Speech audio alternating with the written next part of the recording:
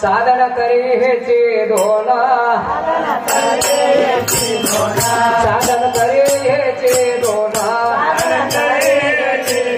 दत्त स्मरणान दान दत्त स्मरणान दान दत्त स्मरणान दान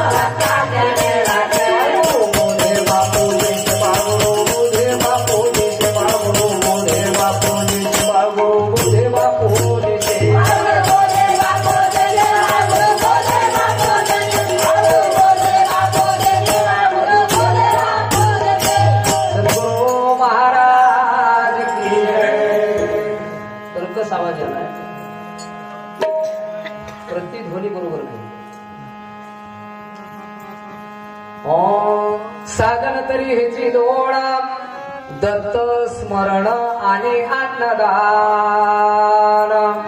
देव दत्त येतो घरा काय कमी त्या मंदिरा ऐश्वर्य सुख संपत्ती चारी मुक्ती ओळंगते नाम भक्ताची निराशी बाळगुरु बोधे बापू जैसे जय जय गुरु महाराज जय जय Jai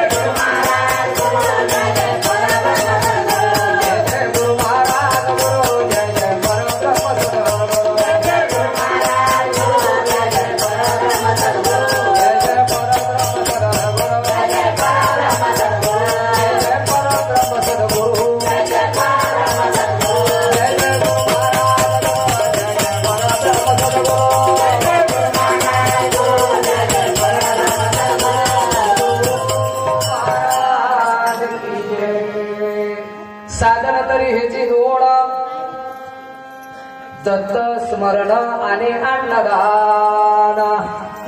तर बघतो शिष्यानं गुरुला विचारलं, महाराज देव आपल्या घरी येण्यासाठी काय करावं लागेल?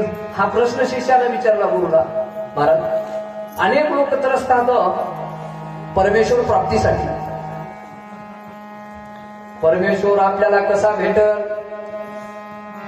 जर देव या ठिकाणी आहे असं जर सांगितलं तर माणसाची पूर्ण तयारी आहे. किती पैसा लागू द्या, विमानानं जरी जाण्याचे जरी असेल तरी जाण्याची तयारी लोकांची आहे. मात्र देव भेटला पाहिजे. एसटी नाही जाऊन परेशान, कोणी पैदल जाऊन परेशान, कोणी दिंड्या काढून परेशान,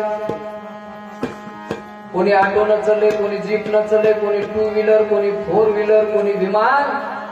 मात्र कितीही खर्च लागू द्या, यज्ञ करायची लोकांची तयारी, चार धाम करण्याची तयारी, महाराष्ट्र दर्शन करण्याची तयारी, दुधा तुपाना अभिषेक करण्याची तयारी, एवढा मोठा भंडारा करण्याची तयारी. मात्र देव भेटला पाहिजे.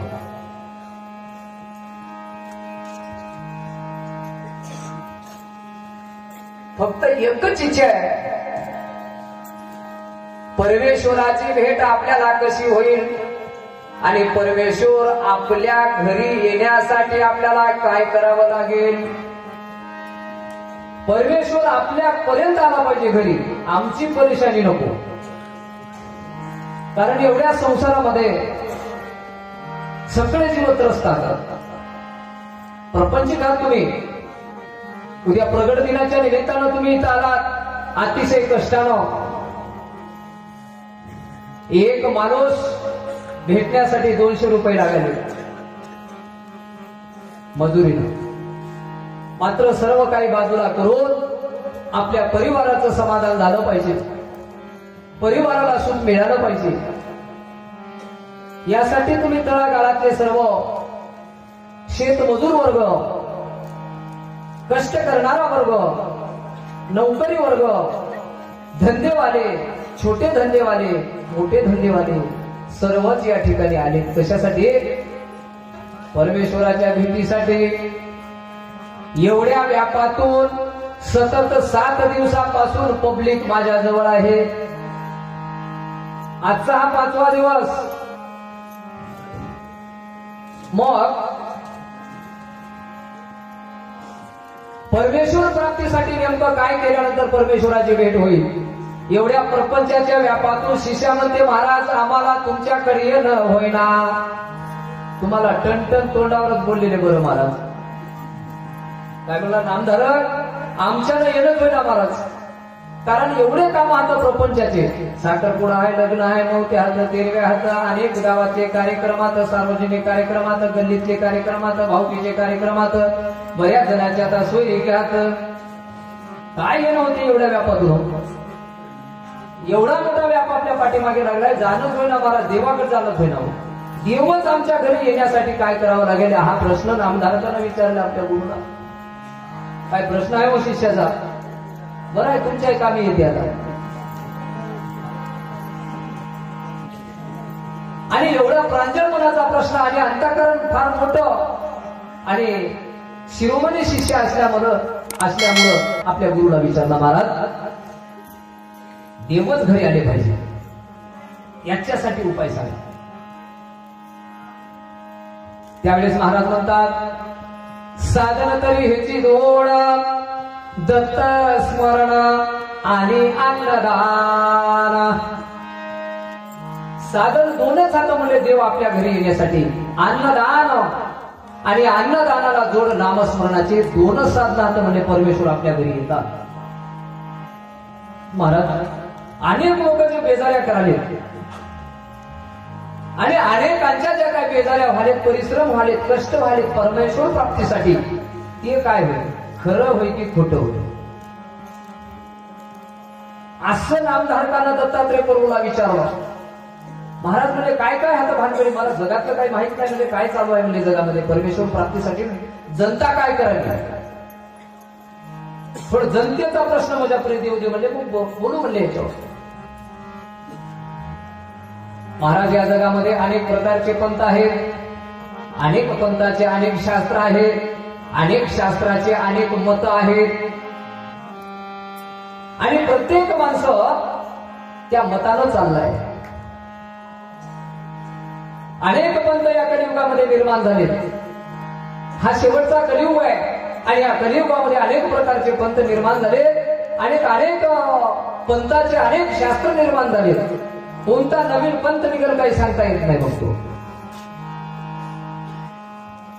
आणि प्रत्येक पंथाचं शास्त्र, शास्त्राचं मत आणि त्या मतानं पब्लिक चालली. त्या मतानं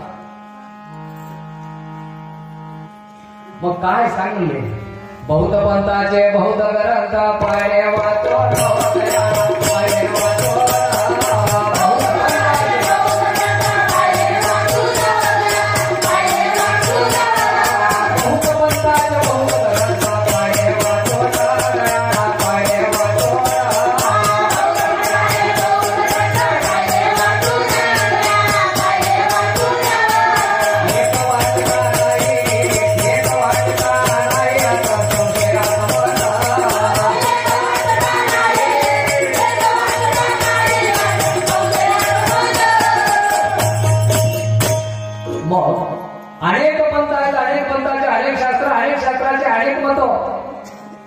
मग काय मत आहे म्हणले? शास्त्र. परमेश्वर प्राप्तीसाठी अनेकांचे मत वेगवेगळे आहेत. कोणी म्हणते मूर्ती पूजा करा,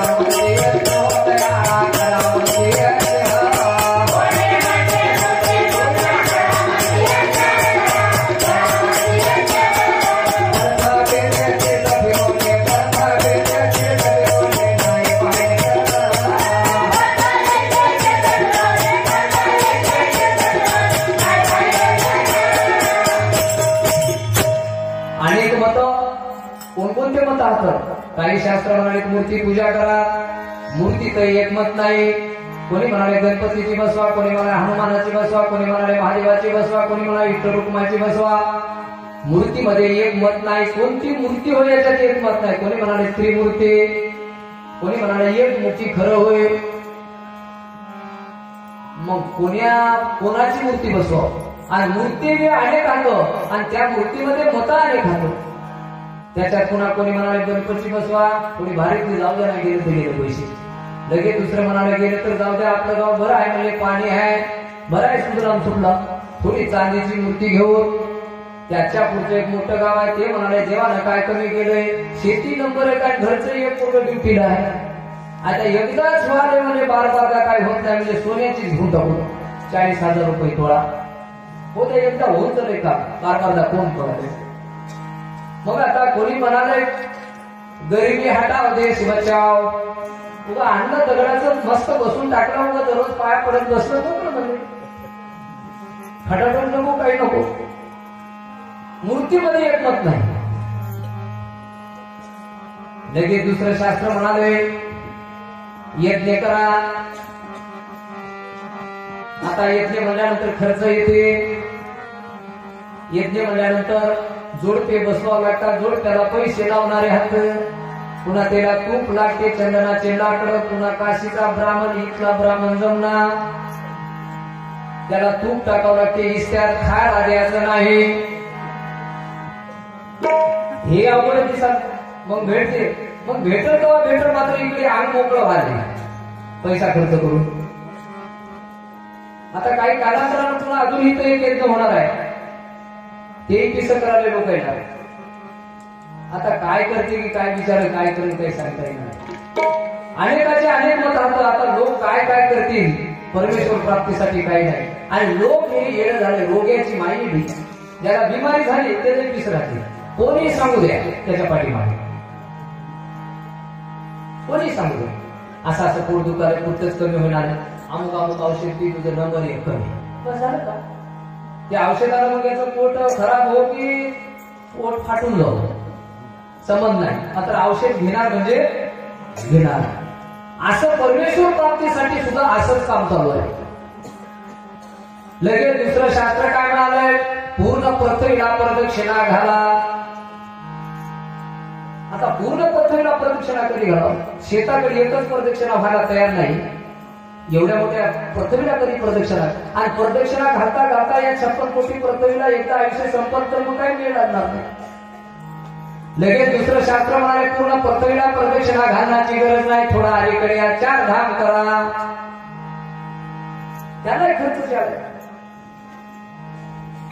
आणि इकडे लेकरांना कपडे भेटायला तयार नाही, पुस्तकं भेटायला तयार नाही, शाळेचा खिसा प्रचंड वाढल्या. एवढ्या हलाखीच्या परिस्थितीमध्ये किंवा पाणी पडालं किंवा जास्तच पाणी पडालं, अशा भयान अशा परिस्थितीमध्ये आता 4 धाम काय घडलं? जोड प्याला 50,000 आणायची कुठे? त्याच्या उपायामुळे अजून एक शास्त्र निघालं, 4 धाम करायची गरज नाही, नुसतं महाराष्ट्र दर्शन तरी करून घ्या. त्याला खर्च ज्याला लागतो ते कुठून आणायचं? त्याच्या उपायामुळे अजून एक शास्त्र मिळते. शास्त्र काय म्हणते? सारे तीर्थ बार बार आणि गंगा सागर एक बार, 100 सोनार की 1 लोहार की. नाही हे बरं वाटलं एकदा गंगा सागर, त्याला पैसे लागतात. त्याच्या उपायामुळे अजून एक शास्त्र निघालं. ते शास्त्र काय म्हणते? ठाईच बसून करा एक चित्त, एकाच जागी बसून नामस्मरण करा, परमेश्वराची तुम्हाला भेट होते, कुठं जायची तुम्हाला गरज नाही. मग दत्तात्रय प्रभूचं शास्त्र काय म्हणते बघतो. या तीर्थयात्रेबद्दल काय महाराजाचं मत आहे? करो नको तीर्थ वर्त, करो नको तीर्थ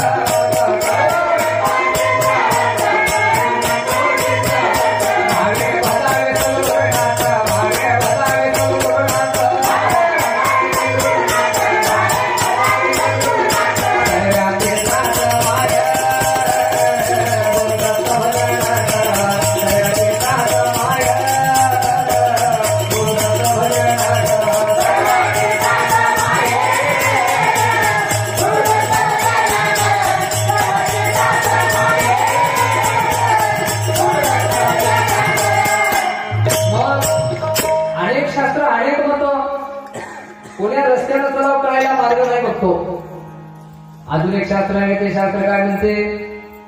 परमेश्वर प्राप्तीसाठी उपास धरा. त्याच्यात एक मत नाही, अनेक मत झाले.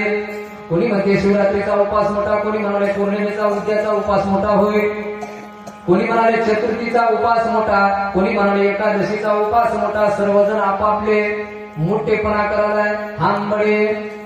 एकादशीवाला म्हणते आमच्यासारखं कोणीच मोठं नाही, शिवरात्रीवाला म्हणते आमच्यासारखं कोणताच उपास मोठा नाही. सोमवारचं शास्त्र मध्ये सोमवारचा उपास मोठा, मंगळवारचं शास्त्र मध्ये मंगळवारचा उपास मोठा, बुधवारचं शास्त्र मध्ये बुधवारचा उपास मोठा, गुरुवारचं शास्त्र मध्ये गुरुवारचा उपास मोठा, शुक्रवारचं शास्त्र मध्ये शुक्रवारचा उपास मोठा, शनिवारचं शास्त्र मध्ये शनिवारचा उपास मोठा, रविवारचं शास्त्र मध्ये रविवारचा उपास मोठा. आता नेमकं कोण्या दिवशी जेव्हा बघतो तुम्ही सांगा, काय पोतीच ऐकून मला. मग त्याच्यात कुणा मतभेद राहतं. कसे मतभेद राहतं? काही म्हणाले दूध पिऊन राहावं,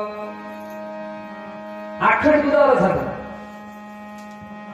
आखड दुधावर बस सकाळ दुपार संध्याकाळ 1-1 लिटर नंबर कमाल आहे. मग कसं पित असेल दूध?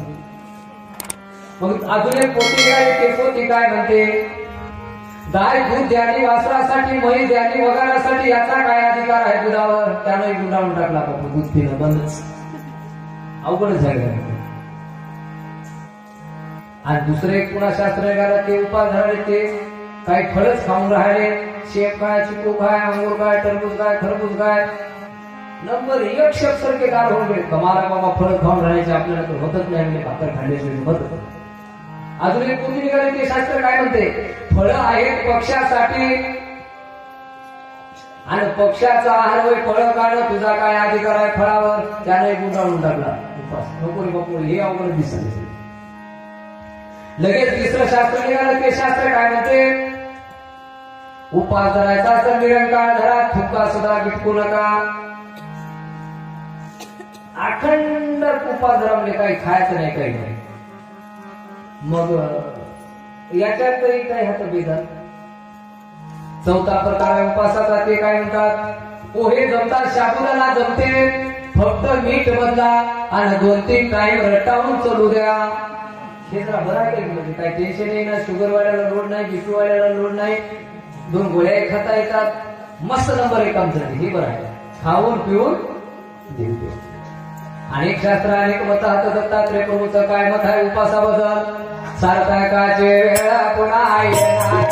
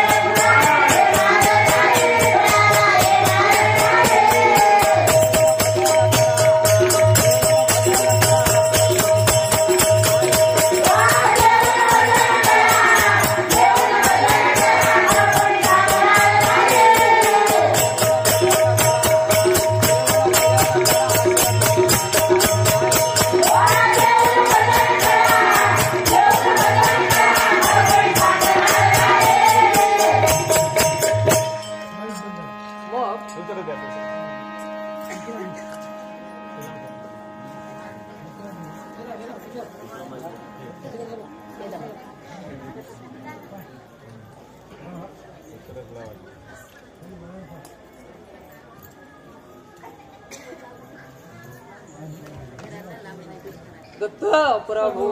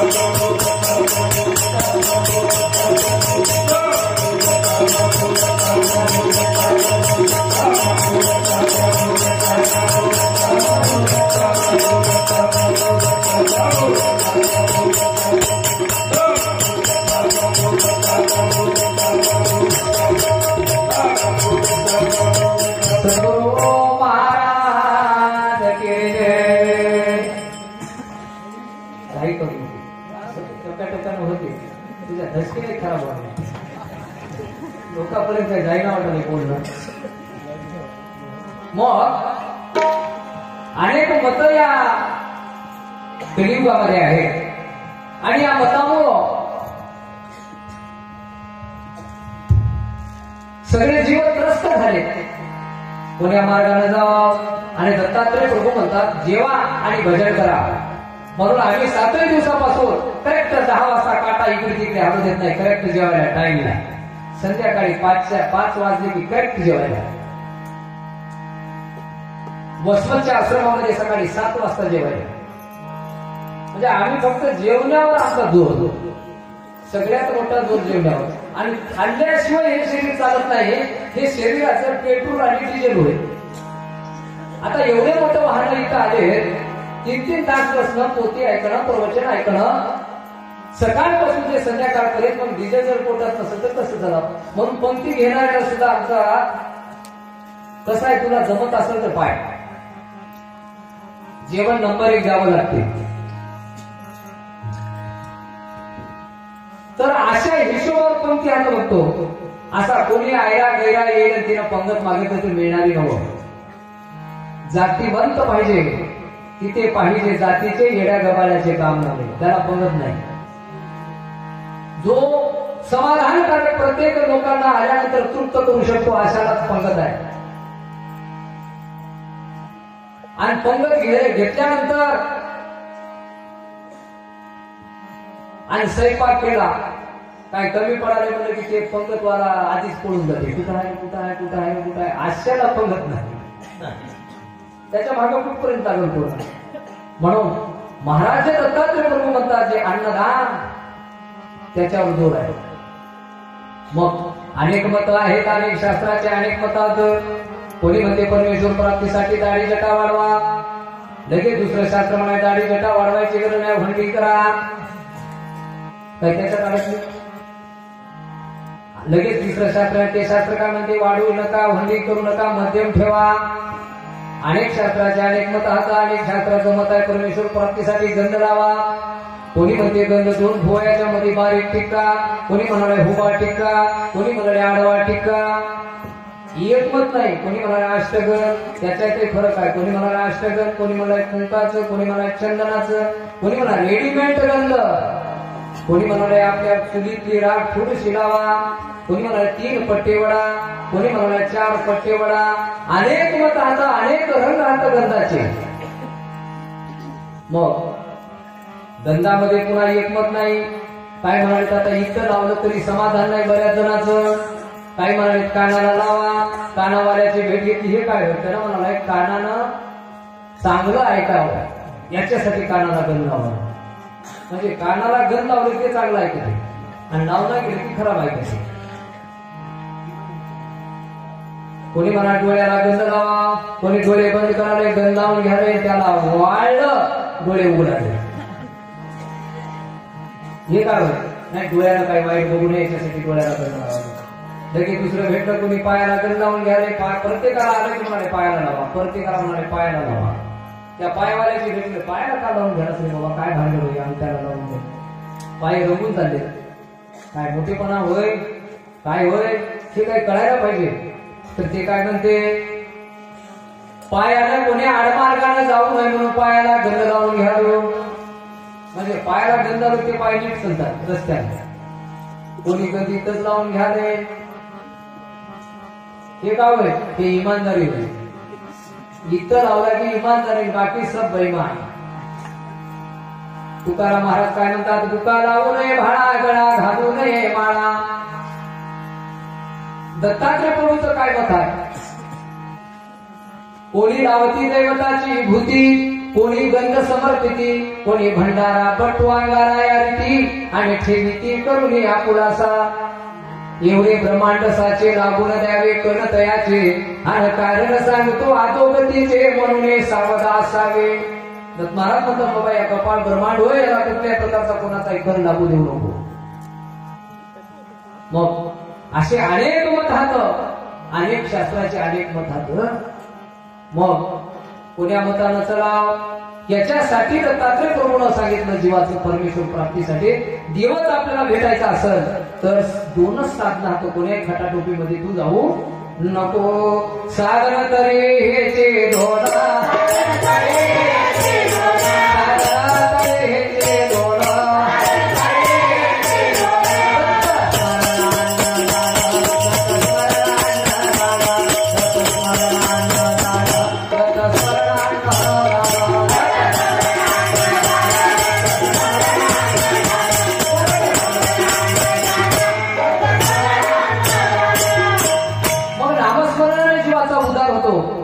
आणि अन्नदान केल्यानंतर मनुष्य जन्म प्राप्त होते.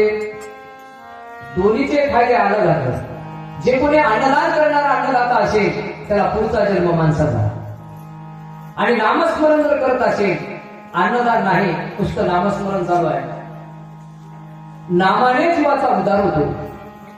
मग महाराज आम्हाला जीवाच्या उद्धाराची गरज आहे, अन्नदान कशासाठी सांगतात.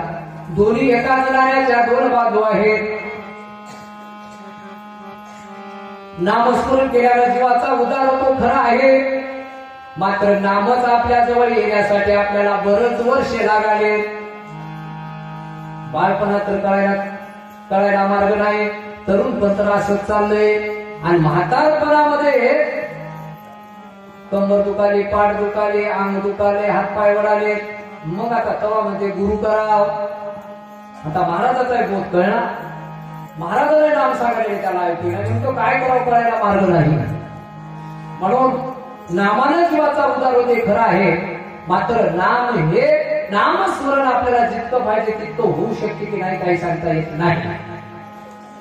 म्हणून याच्यासाठी त्याच्या जोडीला अन्नदानाचा जोड बसली. जसं एखादी पैदल दिंडी निघाली नांदेडवरून माहूरला, एका दिवसात माहूरला पोहोचू शकते की नाही काही सांगता येत नाही. मग वाटेमध्ये जर मुक्काम पडला तर आपल्यासोबत शिदोरी पाहिजे, शिदोरी तर आपल्यासोबत असली केव्हा सोडून खाता येते. आणि याच्यासाठी नामानं जीवाचा उद्धार होते, मात्र अन्नदान जरी नाही उद्धार झाला तर पुढचा जन्म माणसाचा, आणि पुन्हा सद्गुरू भक्तीच्या मार्गाला जीव लागतील, पुन्हा आपला उद्धार करून देता येईल. याच्यासाठी अन्नदान पाहिजे. मग कुठपर्यंत ठेवायचं, साध्य होईपर्यंत. जसं एखाद्या मडक्यामध्ये खीर आहे, खिरीच्या मडक्याला माणसं कुठपर्यंत जतन करतात, त्या मडक्यामध्ये खीर असेपर्यंत. त्या मडक्यामध्ये खीर संपली कोणी त्या मडक्याला सांभाळत नाही. म्हणून साध्य होईपर्यंत साधलं पाहिजे. तुम्ही माहूरला आलात प्रगट दिनाच्या निमित्तानं, मात्र साधनाने आलात. वेगवेगळ्या प्रकारचं साधन आहे. कोणी जीप आणली, कोणी गाडी आणली, कोणी ऑटो आणला, कोणी ट्रक आणलं, कोणी ट्रॅव्हल्सला आलं, कोणी एसटीला आलं. हे साधन होय, इथं येण्याचं साधन होय. आणि साध्य करायचं होतं उद्याचा दत्त जन्माचा सोहळा. याचं साधन आणि साध्य करायचा सोहळा. आणि ज्यावेळेस सोहळा साध्य होते तेव्हा साधन बाहेर आले. सगळे वाहन तुमच्या आश्रमाच्या बाजूला आहे आणि साध्य करायचं आहे तुम्हाला कीर्तन. तसं अन्नदान आणि नामस्मरण हे दोन साधन होतं. आणि साध्य करायचं आहे जीवाचं जन्म मरण चुकविणे. जीवाचं हित आणि निर्वाणीचं सुख हे मिळते कोण्या साधनांवर? अन्नदान आणि नामस्मरण. आपण एखाद्या माणसाला 1 लाख रुपये दिलेला, त्याच्या मोबदल्यात एक आपण बॉन्ड लिहून घेता. कशासाठी? पुढचा माणूस आपल्याला 1 लाख रुपये दिला पाहिजे याच्यासाठी बॉन्ड लिहून घेता. आणि पुढचा माणूस आपल्याला 1 लाख रुपये देऊन टाकला, बॉन्ड सांभाळायची गरज नाही. मग हे कुठपर्यंत ठेवायचं? देईपर्यंत. तसे दोन्ही साधनं अन्नदान आणि नामस्मरण साध्य होईपर्यंत साधनं जतन करायचे. साधना सोडू नका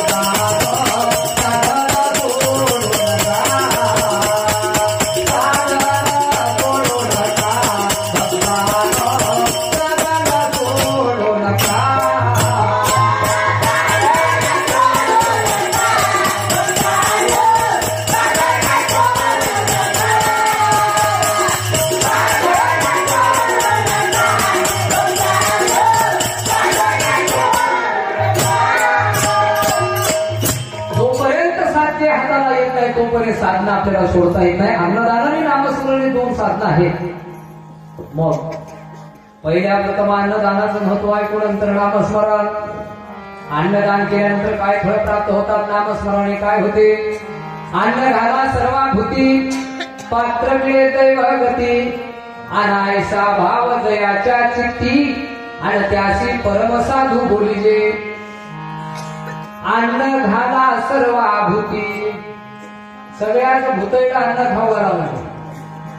मागच्या वेळेस पोती सांगितलं तुम्हाला 3-4 दिवसात. मग असो कोण्या जातीचा, भूत कोण्या जातीचे असू द्या, मात्र फळाळ असो, चावड असो, निंदक असो, कुटाळखोर असो, बदमाश असो, लुच्चा असो भलत्या जातीचा जेवू घालायला काय हरकत नाही. बाकीचं बोलणं होईल अथवा न होईल, मात्र जेवू घालायला कुठल्याही प्रकारची अडचण नाही, कोणी असू द्या असं सांगितलं. आणि पात्र जे काही मिळत ते दैव योगानं आपल्याला पात्र मिळते. म्हणून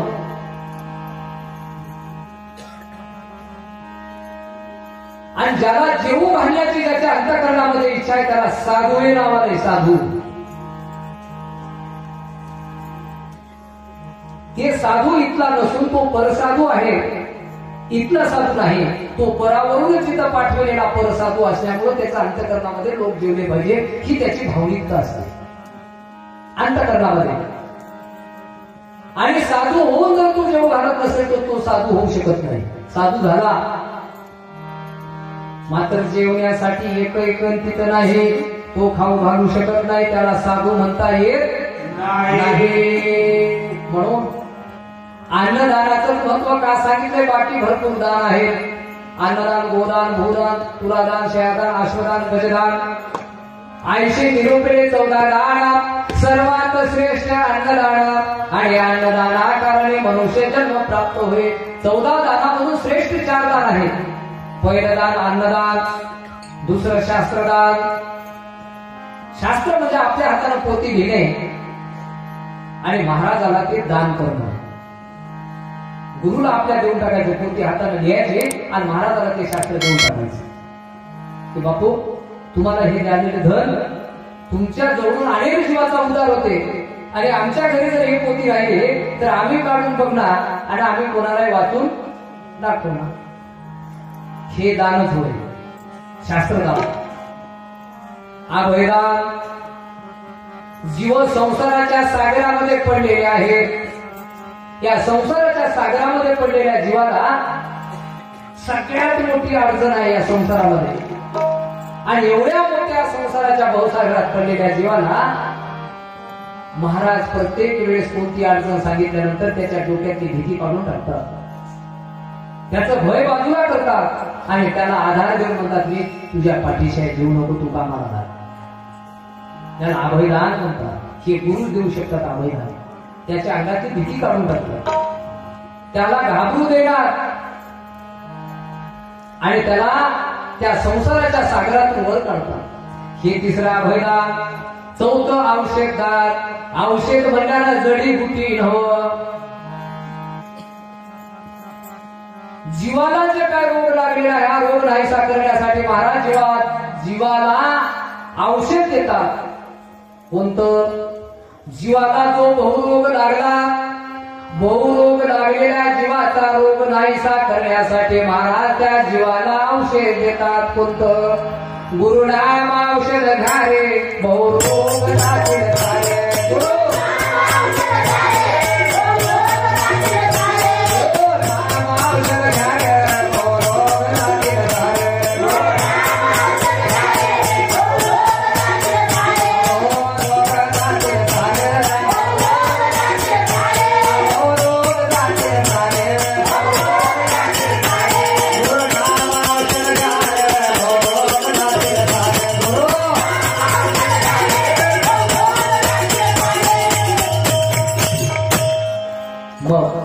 गुरु काय करतात?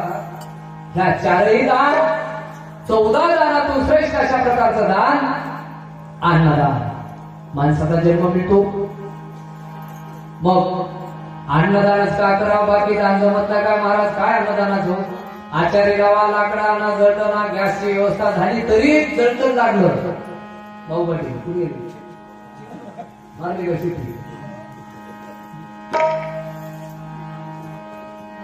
एवढं गॅस सिलेंडर जरी लागलं तरी जळटण लागलं.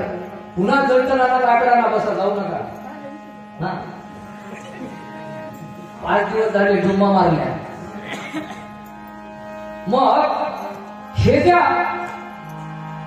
अन्नदानासाठी जी मरमर लागले, परभणी जिल्ह्यातून कमीत कमी 200 सेवक आले त्या ठिकाणी सेवा करण्यासाठी. याचा जोड बसवावा लागतो सेवेसाठी. प्रत्येकाची यादी तयार करावी लागते महिन्यापासून.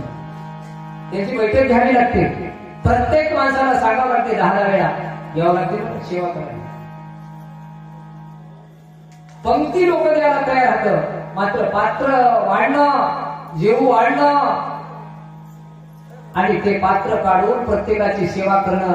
आज त्या ठिकाणी एवढे बारीक बारीक सगळे मुरमाचे खडे आहेत. साधं इथल्या इथं मी 2च मिनिटं बूट काढून जाण्याचा प्रयत्न करतो तर पायाला तिथं खडे लागतात. मी स्नान करताना आमच्या गणेशरावजी सरपंचाला सांगितलं टेंबीच्या, गणेशरावजी आपल्याला इथल्या इथे 2च मिनिटं असा एक पाय आणि एक पाय तिथं टाकायचा आहे तर आपल्या पायाला तगडी व्हावी, सेवकांच्या पायाची काय दिशा असेल, तेवढं दुःख होत असेल त्यांना. मग हे सगळं खटाटोप एका अन्नासाठी होते बघतो, एका अन्नदानासाठी. आणि पंक्ती करणारा करतो, सेवा करणाऱ्यांचा सगळ्यांच्या पाठीमागे खटाटोप आहे. प्रत्येकाला पोहोचलं पाहिजे. आणि स्वयंपाक करणारे जे हात त्यांच्याकडून करून घेणारे त्यांची काट्यावरची कसरत आहे. कोण्याच माणसाचा शब्द त्यांच्यापर्यंत येऊ देता येत नाही, त्याच्यासाठी ते जागरूक हात. हे जे युद्ध आहे हे केवळ तुमच्यापर्यंत अन्न पोहोचलं पाहिजे, समाधान तुम्हाला झोप लागली पाहिजे, याच्यासाठी एवढा खटाटोप आहे. मग अन्नदानानं मनुष्य जन्म प्राप्त होते. मग अन्नदानच का करावं? सत्पात्र आणि कुपात्र आपल्याला दोन्ही ओळखू येऊ शकत नाही, याच्यासाठी अन्नदान सांगितलं. सत्पात्र कशाला म्हणा, कुपात्र कशाला म्हणा, हे दोन्ही आपल्याला ओळखू येऊ शकत नाही, याच्यासाठी फक्त जेव घालणं. कोणी एवढे जेव, कोणी आला तरी जेव. मग जर आपण आल्यानंतर एखाद्याला डाळ दिलं, तांदूळ दिलं, गहू दिलं, ज्वारी दिली आणि तो माणूस इथून नेऊन काय करेल काही सांगता येत नाही. आपली ज्वारी घेऊन जाऊन काय इकून टाकून काय बिडीचा कट्टा घेईल, नाहीतर काय पीठ दळून काय कोण्या भाजी संग भाकर खाईल. किती अवघड आहे. म्हणून याच्यासाठी एवढी वागायची. बरेच आपल्या आश्रमामध्ये जेवायला येतात, मात्र कोणाला डबा इथून मिळत नाही. काल परवा राहणारे जे काही होमगार्ड होते ते आले होते राहण्यासाठी. मस्त जेवले जेवले जेवले आणि एका दिवशी म्हणायचं द्या भाकरी करून आम्हाला देतो. आमचे माणसं त्याला वाटते धोतीवाले हातात पिसे खाते आणि आपला थोडा खाकी पॅन्ट आहे म्हणजे आम्ही थोडे भारीच व्हा असं वाटते त्या खाकीवाल्याला. आणि ते थोडे म्हणजे भाकरी डबाजून आम्ही घेऊन जातात. आमचे माणसं राहते भाकर इथंच खाणे, पोरभर सुद्धा तुम्हाला भाकर मिळणार नाही. जेवायचं असेल तर आश्रमात आणि नाहीतर तुम्ही खाली होऊ शकता. बघा माझ्या महागारी बुद्धी सुधरी त्यांना. म्हणजे सतत कीर्तन ऐकल्यामुळे त्यांच्या डोक्यामध्ये ते माझं कीर्तन फिट झालं. आणि जर योगायोगानं अन्नदानच होय काय फरक पडला, इथं खायचं काय, इथं तिकडलं जेवण होय ना, इथं या सभा मंडपात आणून खायला असं परत घेऊन मस्त आलं तर गुलू. बरेच माणसं तिथून स्वयंपाक घेऊन इथंही आले खायचं. आणि तिथं काय झालं, तिथं जेवायला कोणी आपण आश्रमात खाल्ले, कोणी वरी येऊन खाल्ले वरच्याच याच्यावर. म्हणजे माणसेला समजा नेमकं काय करावं याचं काही तारतम्य राहिलं नाही लोकांना. तिथं केलेले जेव्हा इकडे येऊन खाते हिंडत फिरत रस्त्यानं फिरायला, म्हणजे घरी स्वयंपाक केलेले मला तर वाटलं रोडनच फिरते का की खात. काय चाललंय काय नाही, काय चाललंय बापू या की काय चाललंय, तुमची काय भाजी आहे, आमची काय भाजी, तुझी घेऊन ये इकडे ये मजी घे. काय वागणं काय म्हणजे अन्न हे पूर्ण ब्रह्म आहे, याचा कशा पद्धतीने वापर करायचा, कोण्या पद्धतीने याची वागणूक द्यायची हे कळावं लागेल ना आपल्याला. आयुष्यभर ज्याच्यावर आपलं जीवन कंटाळायचं आहे त्यांना कशी वागणूक द्यायची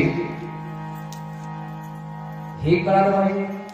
म्हणून जेवारी गहू देता येणं आले त्यांना जेवून घालता येते. कुपात्री धन केले दान, केले नेले मध्ये प्राशाना कारण, किंवा आपू गांजा घेऊन आणि भोटून झुलके घेतसे. तेने केले काय मुदल बुडलेले पाहे, आणि यजमाना असेल भवचक्री घातले. कुपात्राला धन जर दान केलं ते काय करेल काही सांगता येत नाही. बघतो दिलेलं दान ते काय करेल काही सांगता येत नाही. म्हणून याच्यासाठी आपल्याला कोणाला दान देता येते. आले त्याला जेवून जाय, आले त्याला जेवून जाय, जागेवरच.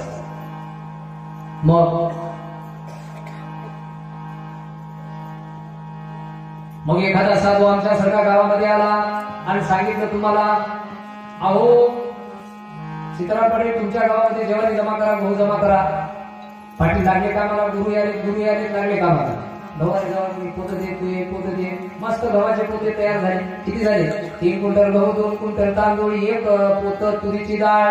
बापू हे बघा तुमचं हे आणि ते कवाय घेऊन जा. महाराज बघितले काय पाटील एवढं मोठं गाव, एवढे मोठे माणसं, तुम्ही 24 तास तुमची शेती चांगली नंबर 1 दिसते आणि काय आमच्या मागे लावले होते इतकं काय घेऊन जायचं, गावातच भंडारा करून टाका, तुमच्या गावात मठ आहे. महाराज निघून गेले, नाराज झाले. सगळं गाव कोणी नाराज झालं तरी चालेल, मात्र गुरु नाराज होऊ नये. ब्रह्मदेव रुसला तरी गुरु तारू शकतात, विष्णू रुसला तरी गुरु तारू शकतात, महादेव जरी कोपला तरी गुरु तारू शकतात, गुरु कोपला तरी कोणी तारू शकत नाही. महाराज रुसले हो. पुढच्या वर्षी महाराजाला खुश करू असं ठरलं. परत महाराजाला आणले. पुन्हा तारीख झाली बापूची. दुसऱ्या वर्षी सगळे मिळून वर्गणी करून महाराजाला 11,000 रुपये दक्षिणा देऊन टाकले. बापू हे घ्या 11,000. महाराज शेजारच्या माणसाला देऊन टाकले. बघले किती दिले नोटा, फट मोज 500च्या फडक 11,000. 11,000 काय करू, तुमच्या गावातल्या मंदिराला लावून टाका, मला काही आवश्यकता नाही. महाराज नाराज झाले, गेले निघून. काय करावं बापू, गुरु नाराजच झाला काही केल्यावर. पुढची तिसऱ्या वर्षी परत तारीख झाली. बापू आले, स्नान झालं आणि सगळे आंघोळ झाले, कीर्तन झालं आणि महाराजाला म्हणले बापू बोट पुढे करा. महाराजांना बोट पुढे केलं. महाराजाला वाटलं बरं आहे आता सोन आले. बापूचं बोट होतं टपून आणि झाली बारीक. काय मधीच जाईल, काय करावं बापू, तेवढ्याच वेळ 5 ग्राम काय सोबती का, सगळे दिलं ते दिलं, तुम्ही मोठे आहात, तुम्ही काय करत मला 5 ग्राम जास्तीचे टाकल्यावर. 1 तोळ्याचे दिल्याला काय होत होतं ते तुमच्याच जवळ राहू द्या. महाराज ते सोडून देऊन निघून गेले. अरे महाराज अजूनही घुसला म्हणजे 3ऱ्या-4थ्या वर्षी. आता काय उपाय, पुन्हा परत 4थ्या वर्षी महाराजाची तारीख झाली. सगळे भक्तगण मिळून महाराजाला हे गाय दान देण्याचं ठरलं. गोदान गाय माय. बापू हे तुमच्यासाठी गावरानी माय आणली 35,000ची, हे घ्या. नावा कुकाचा पट्टा बापू तुमच्या हातून. किती गाय आहे पाटील? एकच गाय आहे बापू, सगळे मिळून एकच गाय द्या. आणि एक गाय काय करू, तुमच्याच खांडात ठेवून टाका.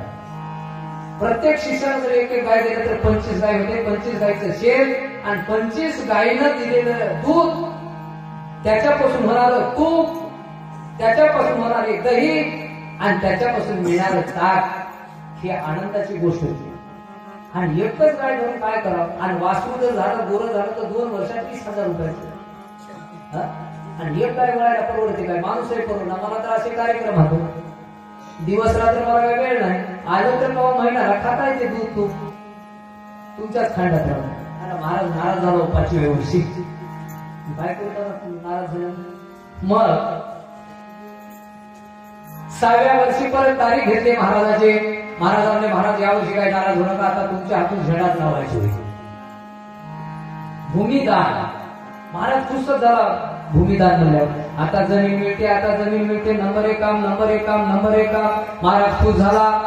आता झेंडाच लावायचोय. सरपंच, पोलीस पाटील, तंटामुक्ती अध्यक्ष सगळे जमा झाले. आणि आल्याबरोबर महाराज उतरल्याबरोबर गाडीतून असा झेंडा लावणार, निशाण लागलं. आणि महाराजांना सरपंचाला बोलून विचारलं, पूर्व, पश्चिम, दक्षिण, उत्तर किती आहे? 5 गुंठे. महाराजाचा चेहरा पडला. महाराज म्हणजे आनंदाची आरती तुम्हीच करून घ्या जागीची, आणि गावात तुम्हीच बाजार 1 एकर सगळे मिळून दिला असतं तर काय नुकसान होत होतं काय? जवळच बाजारपेठ आहे, भाजीपाला करता आला असता, बोर पाडता आला असतं, समाधान झालं असतं. 5 गुंठ्यामध्ये मठ होतं, कोण्या ठिकाणी बांधू, सभामंडप कोण्या ठिकाणी हे करू, बोर पाडू कोण्या ठिकाणी. एवढ्या याच्यामध्ये मी काय करू, गावातच काहीतरी मंदिर बांधा, नाहीतरी विकून टाका जाती घरीच. 7 वर्ष झाले महाराज नाराज झाले. काय करावं बापू म्हणजे, आता काय करावं, उपाय सुद्धा आलाय. सीताराम पाटील भोळा माणूस होता, काय करावं बापूची नाराजी होऊ नये. 7 वर्षापासून महाराज नाराज झाले. काय करावं. 8व्या वर्षी महाराजाला आणायचं ठरलं. आणण्याच्या अगोदर गावची बैठक झाली आणि भाऊ पाटला सगळं थोडं हुशार होते. हात्यावर लावूनच होतं. काय पाटील महाराजाच्या नादी लागले हो. कवा आणलं की नाराज झाले, कवा आणलं की नाराज झाले. मग उपाय सांगतो कडे म्हणजे काय, काहीच नाही म्हणजे यावर्षी महाराजाला गावात घेऊन येऊ आणि गावात आणलं. प्रत्येकाने जेव घालायचं कसं करते की बघू. कीर्तन नको काहीच नको म्हणे. याचं जेवण झालं त्याचं जेवण झालं त्याचा, हात धुतलं की दुसऱ्या घरी, हात धुतलं की तिसऱ्या घरी, हात धुतलं की चौथ्या घरी. म्हणजे बघू कसा खाते, किती खाते, काय म्हणते ते बघू. आतापर्यंत 8 वर्ष झालं आपल्याला पिसं केलंय, बघू द्या वर्षी. मग आता महाराजाच्या जवळ राहणार नाही होतं पंजाब असेल.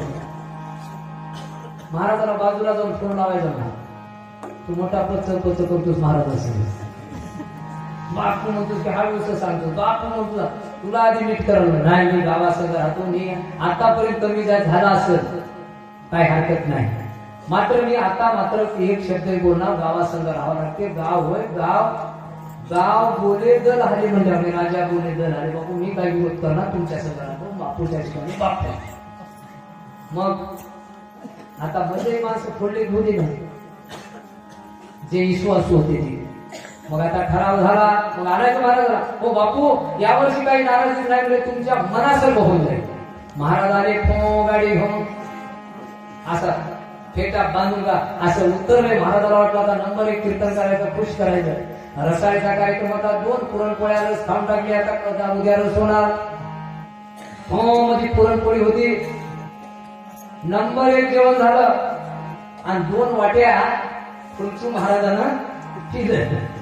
रट्टाव नको नको म्हणलं तरी असं बसूनच होतं भाऊबंदीजवळ. बापू तुमचंच होईल, तुम्हाला आवडायचं होईल, घ्या काय होईल ते होईल. मग जेवणही झालं रट्टावर. आणि जेवण झाल्यानंतर महाराजाला वाटलं आता थोडीशी कोणती नाही ते कीर्तन. संगत म्हणायचं जवळचा शेजारी काय, बापू चला आमच्या घरी पाऊल लावून द्या. मग महाराजाला वाटलं आता जेवण इथं झालं, पाऊल लावायचं होय, 100 रुपये घ्यायचं होय, आता थोडी मजा आहे. मात्र ते संगत घरी गेल्या करू, बापू बसा, गरम गरम तिळाच्या पोळ्या आणि गावर आणि गाईचं तूप तुम्हाला खावावंच लागेल. सकाळपासून माझी पत्नी दत्त म्हणून स्वयंपाक केली, जेवावंच लागते म्हणजे तुम्हाला. नाही आता जे जेवण झालं, नाही नाही खावाच लागते, जमच ना. बस महाराज बसते, कशी कशी 1 पोळी खाल्ली तिळाची आणि गावरानी गाईचं तूप होतं मस्त नंबर 1 आणि अर्धी वाटी तूप संपलं. शिष्यासमोर बसून होता, बापू हाय ते अर्धी वाटी खाऊन घ्या. नाही आता बस झालं बापू, आता हे लय भारी तूप आहे बरं, 2000 रुपये किलो. खावच लागलं. महाराजाला वाटी घेतला, विकून घेतला, गुटुकटी घाली. लगेच महाराजाला वाटलं झालं का. तिसऱ्या घरी शिष्या तयार झाला, बापू चला आमच्या घरी तुमचे पाऊल लागू द्या. गेल्याबरोबर तिथं गेल्याबरोबर गरम गरम पुऱ्या आणि शिरा पुरी नंबर 1 होत. आणि शिरा असा होता, होटावर ठेवल्यावर पाणी व्हावा असा नरम शिरा. महाराज एक तरी खावासा. महाराज नको आता झालं, पोट लय झालं तरी माझी पत्नी सकाळपासून दत्त म्हणून नामस्मरण करून स्वयंपाक केली, बापू खावाच लागते. महाराजांना कसं बस एखादी पुरी खाल्ली आणि थोडा शिरा खाल्ला. 4थ्या घरी शिष्या तयार झाला, बापू चला देवा दत्त चला. सगळीकडे तुम्हाला म्हणायचं आता गोड झाले. आणि आमच्या घरी गरम गरम खिचडी आणि गरम गरम मिरची भजी. मिरची भज्याला काय होत आहे, एखादं काय किती पोट भरलं तरी एक खायला काय हरकत आहे. बापू हा काहीच फरक पडत नाही. मग महाराज कशी कशी थोडीशी खिचडी आणि 1 मिरची भजा टेस्टी म्हणून खाल्ली. लगेच 5व्या घरी शिष्या तयार झाला, बापू तुमचे पाऊल लागू द्या. तिथं गेल्याबरोबर महाराज म्हणे, बापू आता मी मरतो रे. तर त्या 5व्या नंबरचा मला महाराज तुम्हाला मारण्यासाठीच खटाटो पण लई दिवसापासून जाणार असं तुझी काही रीत होईल कवाय घुसणं. हा महाराज म्हणजे मी येतो जेवतो, थोडं बाहेर जाऊन येऊया. महाराजांना जे तांब्या घेतात जे निघून गेले काय फोन गेले. मग जेवण्यामध्ये जे तृप्तता आहे, बाकी कोण्या दानामध्ये तृप्तता नाही. नको म्हणायचं दान जर कोणतं असेल तर ते अन्नदान. म्हणून साधन सोडू नका, साधन सोडू नका.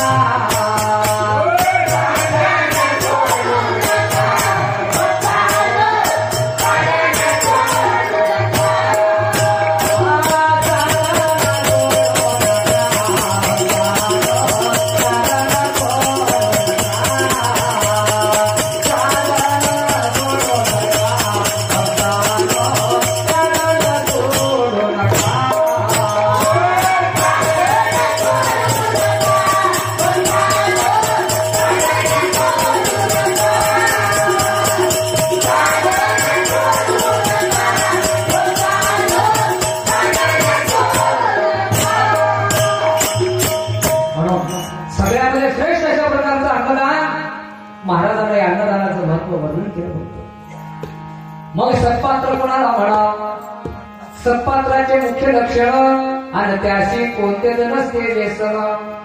सत्पात्राचं मुख्य लक्षण एकच आहे, त्याला व्यसन कोणतंच नसते. जेवण हेच व्यसन. पण जेवण व्यसनात मोडत नाही.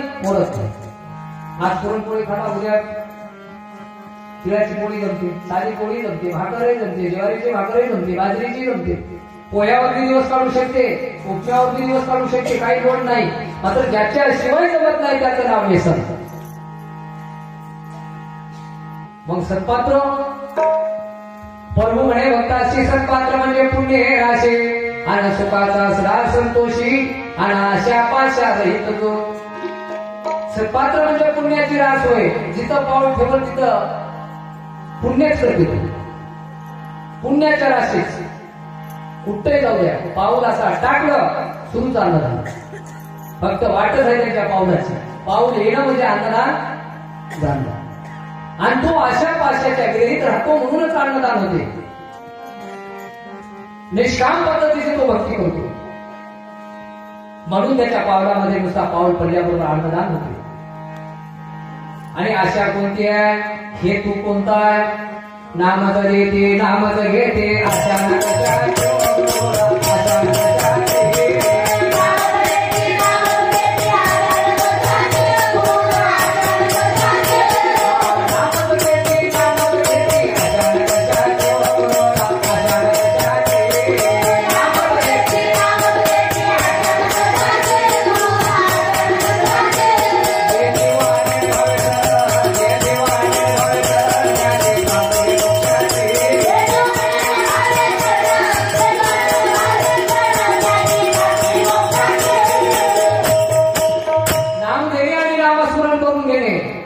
नुसतं नाम द्यायचं काम करणं, नामस्मरण करून घेते. आणि तो नामस्मरण केल्यामुळंच अनेक जीवाला वाटते आपण नामस्मरण करावं. महाराज नामस्मरणाला बसतात म्हणून तुम्ही एवढे तरी बसता. आणि महाराज न बसता जर फिरत राहिला मग तर एकही बसायचं नाही. 10-15 मिनिटं मला लेट होते थोडस. ये बोलते बघ, आपल्या आश्रमाचा कार्यक्रम असल्यामुळे इकडला व्याप तिकडला व्यापामुळं 15-20 मिनिटं लेट झाले तरी माघारी बसत नाही. इतके कलाकार आहेत. आणि महाराजच जर करणारा नसेल तर काय परिस्थिती असेल सांगा? करायची भागाची. म्हणून महाराज तुम्हाला तुमच्याकडून नामस्मरण करून घेतात. म्हणूनच म्हणलंय की एवढीच आशा आहे. सप्त वेसनी न लिंपे गदा, परपंच मोहाचा किंचित नाही बाधा. आणि नामस्मरे सदा आणि सर्वाभूती दया समान. सत्पात्राकड कुठल्याही प्रकारचं व्यसन नसते. आणि प्रपंच मोहाची त्याला किंचित बाधा नाही. संपूर्ण प्रपंच हा परमेश्वराच्या भरोशावर जोडतो. संपूर्ण प्रपंच हा परमेश्वराच्या भरोशावर जोडतो. आपण ते मात्र त्याची चिंता करत नाही.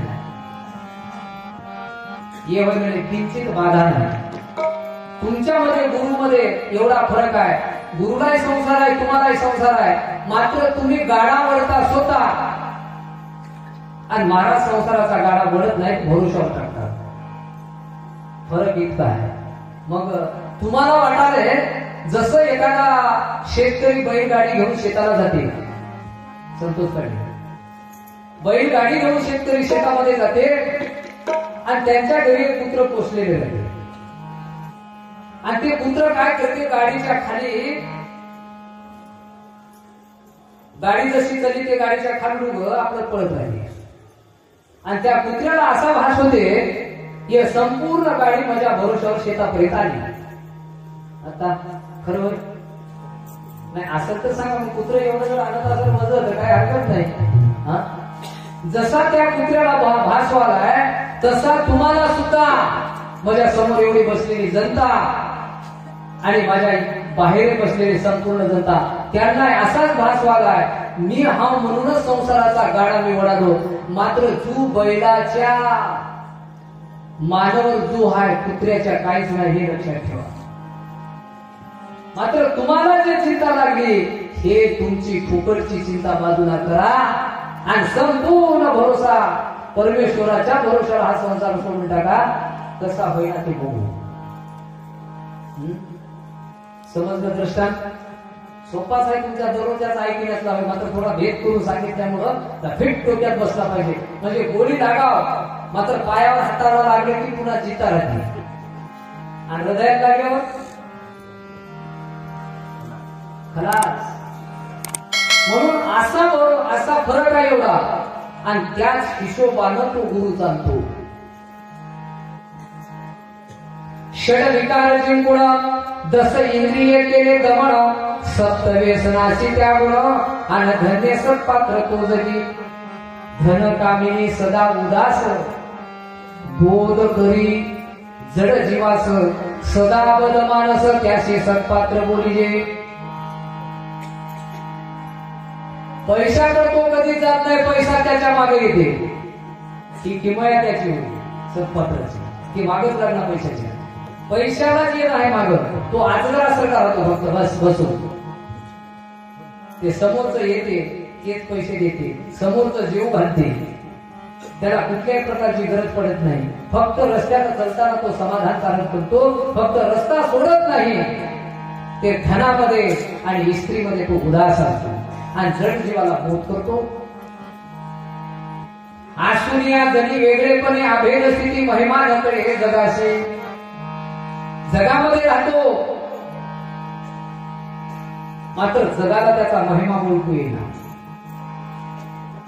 ज्याला पारख आहे तोच ओळखू शकतो त्याचा महिमा, दुसऱ्याला ओळखू येऊ शकत नाही.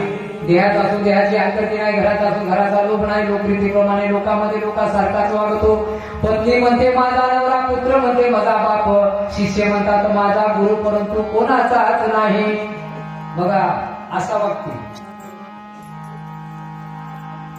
लेकराला वाटायला माझा बाप होय, बायको वाटायला माझा मालक होय, माईला वाटायला माझं लेकरू होय, आणि भिकणार वाल्याला वाटायला की आमच्या गावचं होय, वसमत वाल्याला वाटायला आमच्या गावचं होय, अडचणी वाल्याला वाटायला आमच्या गावातून मोठं झालंय. मात्र हे कोणाचंच नव्हतं. याच्या वेगळा वाटतो. मग आयशा सत्पात्राने अन्न सेवन करता अनंत कोटी पात्राची फलप्राप्ती आणि दाखला कालिका पुराणात आणि सप्तमाध्यायी जाणीजे. असा जर सत्पात्र आपल्याकडे जेवढा कोटी पात्र एकीकडे, एक पात्र एकीकडे म्हणून सांगितलं, इतकं मोठं महात्म्य त्या सत्पात्राचं आहे. हेच वागणं आहे. मग रत्नाची वस्ती भक्ताच्या द्वारात होते म्हणून सांगितले. इतके मोठी ताकद त्या एका सत्पात्रामध्ये आहे. आणि एकच पात्र एकीकडे, अनंत कोटी पात्र एकीकडे. म्हणून कसं वळकाव, त्याला कोणतंच व्यसन नाही. एवढ्यावरून तो आधी पहिल्या प्रथम प्राथमिक चाचणी होती त्याची, आणि नंतर हे सांगितलेले मुद्दे. त्यांच्याजवळ नाम चलते, गुरुच्या घरी नाम, संसारवाल्याच्या घरी काम आणि व्यापाऱ्याच्या घरी काम. व्यापारी झालाय, पैसाच नाही. कोण म्हणलं व्यापारी? संसारवाला झाला, कामाचा बेपत्ता, दररोज दोघे नवरा बायको रिकामे झाले. कसे म्हणा संसारवाले? आणि गुरुच्या घरी गेलं काहीच नाही. घरी सारखंच वाटायला, महाराजाकडे आला तरी सारखंच वाटायला. घरी घरी कामाच आहे, महाराजाकडे एवढा व्याप करून इथं आलाय, इथंही काहीच नाही. नामस्मरण नाही, देवदेव नाही, पोती नाही, आरती नाही, काहीच नाही.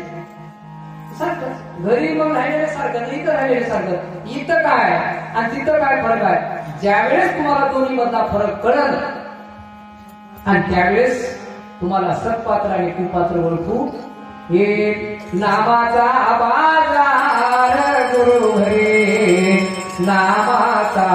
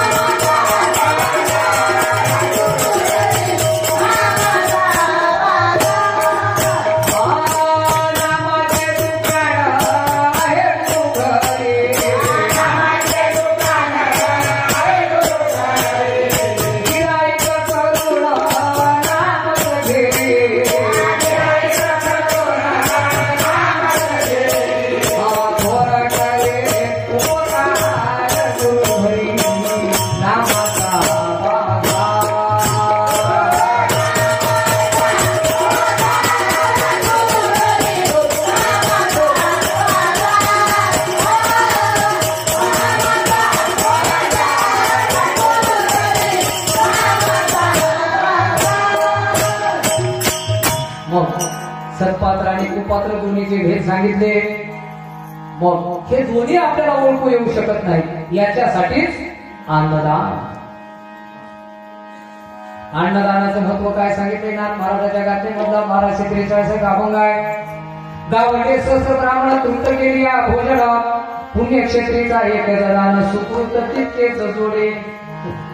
एका गावाच्या 1000 ब्राह्मणाला जर जेव घातलं आपल्या गावातल्या तर एवढ्या 1000 ब्राह्मणाची बरोबर एकच ब्राह्मण करते. काशीचा, पंढरपूरचा, माहूरचा, क्षत्रवरचा ब्राह्मण एकच. आणि गावातले 1000 ब्राह्मण, नांदेड मध्ये 1000 ब्राह्मण आणि माहूरचा एकच ब्राह्मण. तेवढ्याला जेवढा खर्च लागलाय 1000ला, एकाला खर्च केले की 1000ला जेव घातले त्याचं फळ. तीर्थक्षेत्रावरल्या 1000 ब्राह्मणाला जर जेव घातलं त्याची बरोबर एक पंडित करते. 1000 पंडिताला जर जेव घातलं त्याची बरोबर वेद पाठक करते. वेद पाठक कशाला म्हणावं? ज्याला 4 वेद उपयोगता येतात असा तो वेद पाठक. आणि 1000 वेद पाठकाला जर जेव घातलं त्याची बरोबरी एक संन्यासी करते. संन्यासी कोण आहे? ज्याने केलाय सहाचा नाश आणि त्याशी बोलीचे संन्यास. संन्यासी म्हणजे लग्न झालं, घराचा त्याग, गावचा त्याग, बायकोचा त्याग, लेकराचा त्याग, याचं नाव संन्यासी नाही.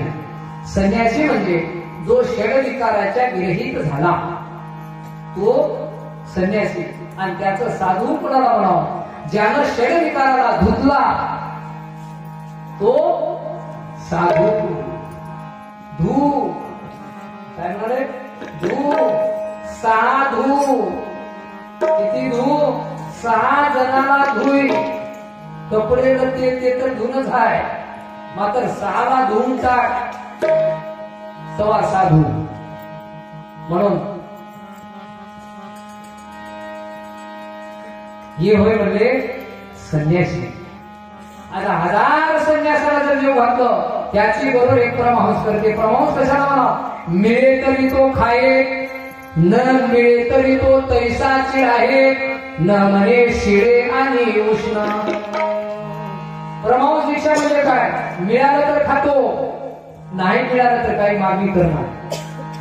आणि त्याला अमुक ढमुकच मिळावं खायला म्हणून असे त्याची काही नाही म्हणणार. जे येईल तो खाण्याचा प्रयत्न करतो. की 2 दिवसाचा शिळा असला तरी विरोध करणार. गरम त्या मनात थंडच आहे काय, हे काय, ते काय, असं काही नाव मोठं ठेवत नाही. जे समोर येईल, पुढच्या माणसाला जे काय आणून देईल ते म्हणायचं सर्वस्व हे पूर्ण ब्रह्म आहे समजून तो जेवण करतो. याला परमहंस दीक्षा म्हणतात. मग असे 1000 परमहंसाला जर जेव घातलं त्याचे बरोबर एक व्यक्ता करते. व्यक्ती 4 हात शिव, यज्ञवल्की, कपिल मुनी आणि दत्तात्रय. आणि ऐशे व्यक्ती अपरंपार न ये नामधारका बरोबर आणि एका जनार्दनी पाहे सादर. असे अपरंपार जरी व्यक्ती जरी तर नामस्मरण करणाऱ्या नामधारकाची बरोबरी कोणी करू शकत नाही.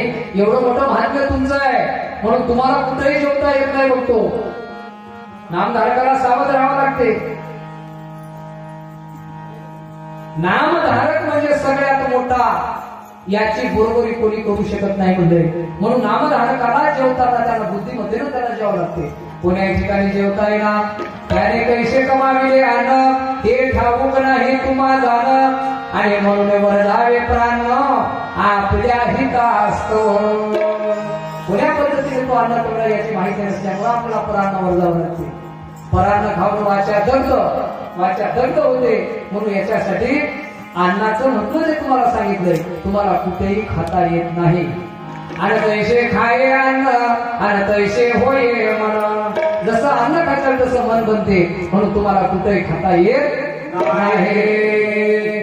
मग जसं अन्न खाण्यावर तसं मन बनते त्याचा एक दृष्टांत सांगतो तुम्हाला. एक साधू होता, अनेक शिष्य होते त्या साधूला. आणि एका भक्तानं अनुग्रह घेतल्यानंतर त्या माऊलीनं अनुग्रह घेतली आणि महाराजाच्या जवळ राहणाऱ्याला सांगितले की काही करून मला महाराजाची एक तारीख घेऊन द्या जेवायला. बापू आले पाहिजे जेवायला, बापू आले पाहिजे जेवायला. काय हरकत नाही महाराजांची तारीख घेऊन घेऊ. बाईला घेतले आणले महाराज, बाईला तारीख देऊन टाकलं. महाराज म्हणजे मालकाची परवानगी घेतली आपल्याला, मालकाची परवानगी आहे, तारीख देऊन टाका. महाराजांना तारीख देऊन टाकली. अमुक अमुक दिवशी आहे, येतो मी तुझ्या घरी. महाराज तारीख ठरल्याप्रमाणे डायरीमध्ये नोंद केली आणि बाईला तळमळ लागली. बापू कोण्या दिवशी येणार, काय खातात? कोणी म्हणाले मेथीची भाजी, कोणाला भाकर, कोणी म्हणाले मिसळीची भाकर, कोणी बाजरीची भाकर, कोणी म्हणाले तेल मीठ मिरचू काय भाकर आहे, कोणी म्हणाले साधच खाते, कोणी म्हणाले खमंग हामंग खाते. म्हणजे वेगवेगळ्या पद्धतीचं मार्गदर्शन चालू आहे. मग त्या बाईनं सर्व आणून ठेवली मटेरियल. बापूची तारीख ठरल्या दिवशी महाराज आले 4 वाजता. पाय धुतले, समाधान बसले, पाणी पिले, दूध घेतले. संध्याकाळचा टाइम झाला जेवण्याचा. महाराजाला ती बाई म्हणली बापू जेवायला बसा. महाराज म्हणले माय मालकाला येऊ दे की तुझ्या, दोघे एकदाच बसा. महाराज मालकाची वाट बघू नका, मालकाला नाईट ड्युटी आहे संध्याकाळी, कोण्या टाइमला आहे ते काय सांगताय, तुम्ही जेवण करून आटपून घ्या. महाराज जेवण केले. आता येईल बापू जेवून घेऊ. महाराज जेवले, थोडी पोती घेतले, आराम केले आणि आराम केल्यानंतर संध्याकाळी 12च्या पूर्वी महाराजाचं पोट गुडगुड गुडगुड करू लागलं. दडण दडण विजा कडायला लागले, मध्यामध्ये बार होऊ लागले. दडण धूम दडण धूम. या आडगाव त्या आडगाव काही केलं तरी आता काही जायसारखं दिसणं आणि परिस्थिती वाहनताचा जोरात सुटले. मग आता काय करा, कसं कसं महाराजांना उठणं बसणं थोडा वेळ आटोपले कार्यक्रम. 3:45 वाजता महाराजाला आता जाऊद्याकडे बाहेर गेलेले बरं. पाणी पिले, किलो पाणी पिल्याबरोबर महाराजाला वाटलं आता आपण बाहेर जाऊ. त्या बाई उठले आणि तांब्या घेतली. गोरलेगावकर तांब्या आणि घेतल्याबरोबर त्या माईनं पितळचा तांब्या आणून दिली, जुना जडच्या जड. कोण्या रस्त्यानं जावं महाराज असं जावं, मस्त चमचम करायचं तांब्या. महाराजाचं मन तांब्यात गेलं. अरे तांब्या घराकडे घेऊन जाऊ काय बा, नंबर 1 दिसायला असा तांब्या दिसणार आहे. आणि दुसरं मन काय म्हणालंय, तांब्या घेऊन जायला काय हरकत नाही, मात्र त्या घरी राहिले संगत घेऊन यायचं म्हणजे दोन्ही एकदा तिकडे तिकडे जाते. सारखं मन महाराजाचं तांब्या, सारखं मन महाराजाचं तांब्या. रात्रीचा कार्यक्रम आटोपला. महाराज आले 5 वाजता घरी आणि आल्यावर पाय द्वारा पाणी दिल्याकडून म्हणजे दिले, तोंड दुखले, दूध पिले आणि विचारले माय आतापर्यंत कोणाच्या घरी गेलो मात्र माझं तांब्या घ्यावं असं माझं मन झालं नाही आणि आज मन झाले काय असेल. महाराज तांब्या तुझा काय करता, पितळेचं एक भांड देतो तुम्हाला, पितळेची एक परात फॅमिली आमच्या ते घेऊन जा. तांब्याची एक फाटली मोठीच्या मोठी, याच्यापेक्षा भारीतलं वेगळे काय लागते ते सांगा महाराज. बाईला नाही माहित, तसं नाही म्हणजे आतापर्यंत मी प्रत्येकाच्या घरी जेवण केलं, तुमच्या घरी जेवण केलं, मात्र हे तांब्या मला चोरून घेऊन पळून जावं का वाटलं, चोरून घेऊन जावं वाटलं, हे काय गुण असेल. असं म्हणल्याबरोबर बाई रडायला सुरुवात केली. आता बाईचा 5च्या टाइमचा आवाज म्हणल्याला महाराजाच्या 32 नाड्या ढिल्या पडल्या. बहुमत झाली म्हणजे आपण. मग महाराज हुशार असल्यामुळे महाराज काय केला, त्या बाईपेक्षा मोठा आवाज केला, मी मेलो रे बापू म्हणला महाराज. म्हणल्याबरोबर बाई पण केली आवाज, बापू काय झालं तुला, नाही तू लढायस, मी लढालो, नेमकं काय दुःख झाले सांग. काहीच नाही म्हणजे महाराज, मी काय म्हणलो की आमचे मालक हे सगळं जे काय दररोजचं एवढं जे काय खटाटोप, एवढं जे काय वैभव प्राप्त झाले, हे सगळं चोरीतच मटेरियल. आमचा मालक दररोज काही ना काही कोणाच्या वस्तू घेऊन येते आणि जेवण त्याच होय, तेल मीठ मिरचू हळद भाजीपाला हे सगळे भांडे कुंडे हे सगळं चोरीतच होय बापू. आणि त्याच्यातून तुम्हाला स्वयंपाक करून जेवण घातल्यामुळे तुम्हाला चोरी करावं लागली. महाराज असं डोकं बोलला, माय तू आता कशाला जेवायला सांगितलीस म्हणजे याच्या पुढे तारीख तरी मागू नको. म्हणजे महाराज बस वेळ आता सकाळी जे निघाले परतून आले, घरी आले आणि आल्यानंतर मग अन्नामध्ये अशी किमया आहे, चोरीचं अन्न खाल्ल्यानंतर माणसाला चोरी करावं लागते. म्हणूनच तुम्हाला सांगणं आहे की जेवण करताना कुठेही जेवण करायला काय हरकत नाही, मात्र अशा भानगडी निर्माण होतात. म्हणून तुम्हाला सावध सांगितले महाराजांना की आहारावरच सगळ्या गोष्टी हात आणि आहार जर आपल्या नामाचा असेल तरच आपल्याला खाता येते, नाही तर कुठेही आपल्याला खाता येत नाही. जिथं दिसल्या रोट्या आणि तिथं बसला पोट्या. म्हणून सर्वांना सांगलाय हे अन्न खाताना हे कुणाचं होय, कुठलं होय, काय होय याची संपूर्ण माहिती जर आपल्याला नाही मिळाली तर तिथं पैसे देऊन टाका, हे पैसे घ्या आणि आम्हाला जेवू द्या, म्हणजे त्याचं पूर्ण काही नाही होते. आणि जर समजा आपण जर खाल्लं तर परिणाम असा होते. साधना सोडू नका साधना सोडू नका, साधना सोडू नका, साधना सोडू नका.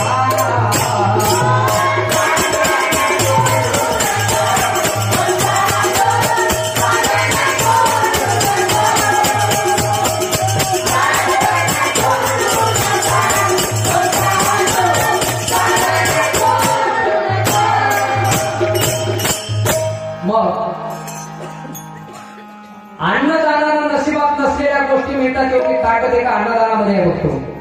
अन्नदान तुम्हाला साधं वाटलं, सोपंच वाटलं तुम्हाला, नाही, फार मोठं याच्यामध्ये लाभ आहे.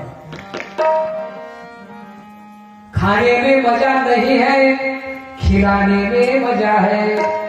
आमचे मोठे महाराज सांगायचे, हमेशा मला बसले तेव्हा, खाण्यात मजा नाही म्हणजे खाऊ घालण्यात मजा आहे.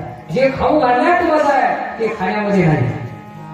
तेव्हा आम्हाला काय करायचं नाही, खाण्यामध्ये नाही, लोकांना खाऊ घालण्यात मजा आहे. काय बोंब झाली बघू वाटत तर काय काय असेल याच्यावर सतत अभ्यास करावा. मग त्याच्यातला मतितार्थ कळायला खरोखरच खाऊ घालण्यामध्ये जे काही लाभ आहे ते खाण्यामध्ये नाही. आणि सगळे खाल्ल्यानंतर जे समाधान मिळते ते समाधानी एवढं सुख दुसरं कोणतंही नाही. मात्र अन्नदानाचं महत्व श्रेष्ठ आहे बघतो. नशिबात नसलेल्या गोष्टी मिळतात, फक्त अन्नदान करत राहा. कोणतंही अन्नदान केल्यानंतर त्या अन्नदानामध्ये स्वार्थ आहे. घराच्या वास्तुशांतीच्या निमित्तानं अन्नदान केलं तर ते स्वार्थी अन्नदान, लग्नाच्या निमित्तानं केलं तर अन्नदान ते स्वार्थी लोकांलौकिक अन्नदान, बोरच्या शांतीसाठी विहिरीच्या शांतीसाठी केलेलं अन्नदान लौकिक अन्नदान. मुलाचं बारसं जर केला, मोठं संगीत मोठ्याच्या मोठं गाव चुंबन जरी केला, लौकिक अन्नदान. संसाराच्या कोणत्याही कामाच्या निमित्तानं जर अन्नदान केला लौकिक होय, त्याला गावातले माणसं नंबर एक माणूस आहे, अन्नदाता आहे. मात्र इथं जर येऊन अन्नदान जर करत असत माहुरला किंवा गुरुच्या निमित्तानं जर अन्नदान करत असत तर ते अन्नदान लौकिकामध्ये म्हणणार का? आता आजची पंगत कोणाची होती हे जेवणाऱ्याला माहित आहे का? कुठं लौकिकामध्ये म्हणणार. आणि ते तरी माणसं पुढे पुढे येतात काय, आमची होय आमची होय, काहीच म्हणा, नाव नाही गाव नाही काहीच नाही. उजव्या हातानं दिलेले दान डाव्या हाताला कळून देणं, याच गोष्टीला खरं अन्नदान म्हणतात. मग काही काही माणसं पंक्ती केल्या होते, आमचं नाव महाराजांना सांगायला पाहिजे होतं, तितक्यात आमची नाराजी झाली असं म्हणला. माणूस संपला, अन्नदान एवढं केलेलं त्याचं समाप्त झालं. जे नावासाठी म्हणते, पत्रिका छापून लोक जेवायला यायला तयार नाहीत. लग्नाच्या गुण पत्रिका देऊन झटकीने अक्षरा टाकल्या की खटकीने निघून झाले, भेटले बस, जेवायला कोणी तयार नाही. आणि इथं बगर पत्रिका कुठलं पॉम्पलेट नाही, सप्ताह म्हणून पॉम्पलेट नाही, तरी लोक या ठिकाणी येऊन जेवतात. मला फोन करून सांगतात की महाराज आपल्या आश्रमात माझी दिंडी घेऊन आलो, मला जेवायचं आहे, सांगा तुमच्या माणसाला. आता याच्या पलीकडे काय करायचं? जेवणारे कोण होतं त्या स्वयंपाक करणाऱ्याला माहित नाही, आश्रमामध्ये राहणाऱ्या भक्तांना माहित नाही, कोण्या गावची दिंडी कोणाला कोणाचा परिचय नाही. मात्र अन्नदान जोरात चालू राहते, याचं जे काय सुख मिळते ते सुख, ती शांती अन्य कशामध्ये बी प्राप्त होणारी नाही. सगळ्यात मोठं सुख जे शांती मिळते फक्त अन्नदानामध्ये मिळते. नशिबात नसलेल्या गोष्टी मिळतात. एक माऊली होती, तिला लेकरूबाळ नव्हतं, लेकरूबाळ नसल्यामुळे ती त्रस्त होते. प्रत्येक दवाखाने करून थकले, वैद्याकडे जाऊन थकले, महाराज लोकांकडे जाऊन थकले. आणि मग विचार केले की बाबा आता लेकराचा विषयच करायचा नाही, जाऊ द्या, बस आपल्या नशिबातच नसेल. मग ती बसा समाधानकारक शांत चित्तानं बसल्यानंतर एका दिवशी अर्जुन तिच्या घरासमोरून दररोज जायचे भगवान कृष्णाच्या भेटीला. आणि एका दिवशी ती पाहिलं, ओ दादा तुम्ही कोण्या गावच्या, कुठं चाललात, नाव काय तुमचं? नाही मी म्हणजे अर्जुन हो.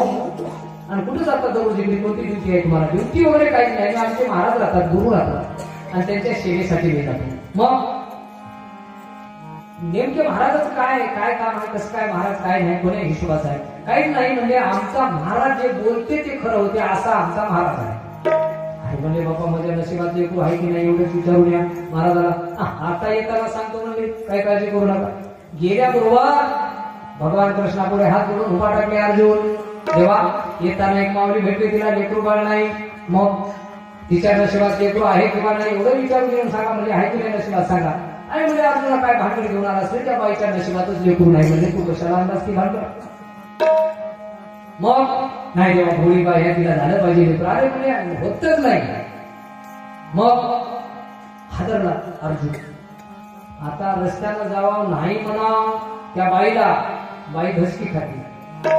आणि होय म्हणा कवा होती, हे नकोच बोलणं. म्हणून गाव ते